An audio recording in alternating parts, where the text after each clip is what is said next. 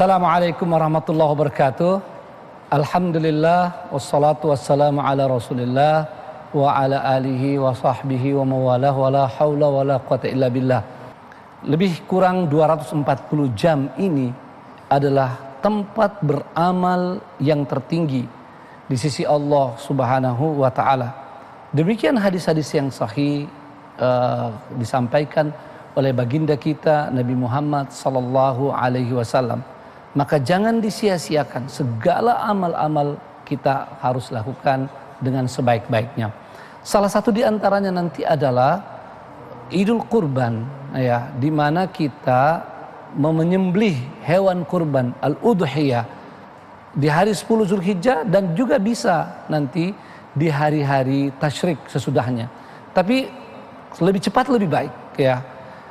Dalam 10 hari ini banyak amalan, dan kemudian di tanggal 10 sudah bisa kita menyembelih hewan kurban, di mana dalam hadis sahih dikatakan tidak ada yang lebih afdal bagi kita di hari itu, di hari ke-10, lebih daripada ihraqud dam, ya, yakni mengalirkan darah hewan kurban kita, udhiyah kita.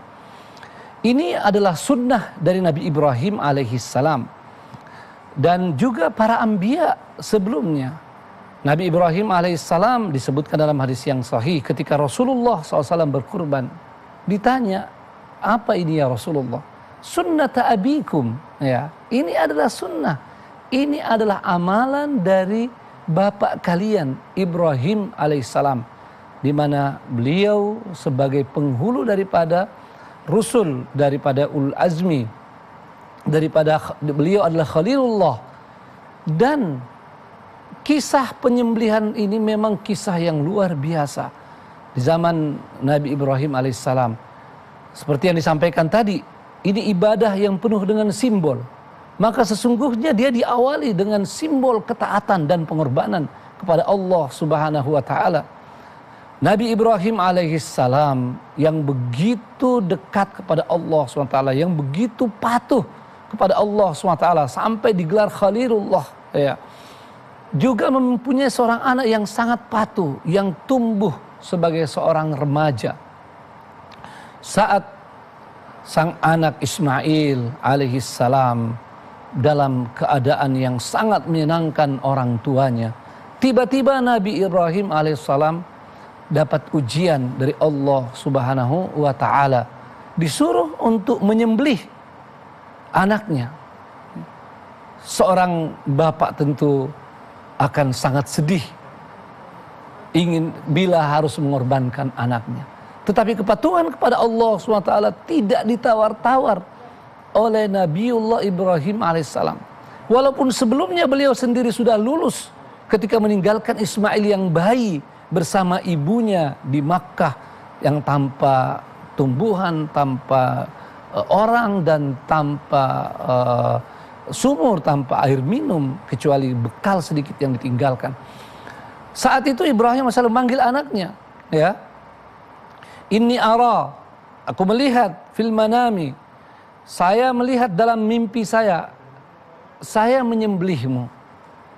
Fandur mada tara, apa yang menjadi pikiranmu, ya, bagaimana pendapatmu wahai anakku? Luar biasa jawaban Ismail, ya abati fa'al ma tu'mar, ya, jangan ragu-ragu, itu perintah. Ismail yang walaupun masih remaja tahu mimpi Nabi, ya, adalah wahyu. Maka Ismail memperkuat hati Ibrahim alaihissalam agar melaksanakan itu. Jangan ragu-ragu. Satajiduni insyaallah minas sabirin. Engkau akan mendapati aku dalam keadaan sabar. Sabar mau disembelih. Ini apa artinya? Ini adalah sebuah pengorbanan yang luar biasa yang ditunjukkan oleh Ibrahim AS dan Ismail. Siap mengorbankan jiwanya demi taat kepada Allah SWT, demi membantu ayahanda tercinta untuk taat kepada Allah Subhanahu wa taala. Maka dari kisah tersebut kita memahami dengan baik, dengan jelas bagaimana ibadah kurban itu yang sesungguhnya ingin membawa kita umat ini agar tidak ada yang lebih kita cintai, tidak ada yang lebih kita dahulukan selain dari Allah Subhanahu wa taala.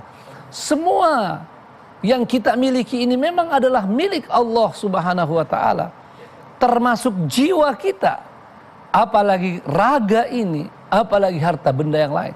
Maka dari kisah tersebut hendaknya disadari oleh orang-orang yang beriman bagaimana mereka siap berkorban demi Allah SWT, di jalan Allah SWT, untuk mendapatkan ridha Allah SWT, untuk meninggikan syiar-syiarnya. Dan menyembelih hewan kurban adalah salah satu dari syiar-syiar Allah SWT yang bila kita tinggikan maka menunjukkan ketakwaan kita. Wa may yu'azzim sya'airallah fa innaha min taqwal qulub. Begitulah selanjutnya syariat udhiyah ini atau berkurban dilakukan oleh para nabi dan para rasul-rasul Allah SWT. Pada umat Nabi Musa alaihissalam juga melakukan udhiyah, dan mereka melakukannya dengan suatu ukuran tertentu, suatu petunjuk tertentu, dengan unta merah ya yang mereka kurbankan. Begitu juga pada Nabi Yusuf alaihissalam, pada Maryam dan seterusnya, pada Nabi Isa, semuanya mengetahui dan melaksanakan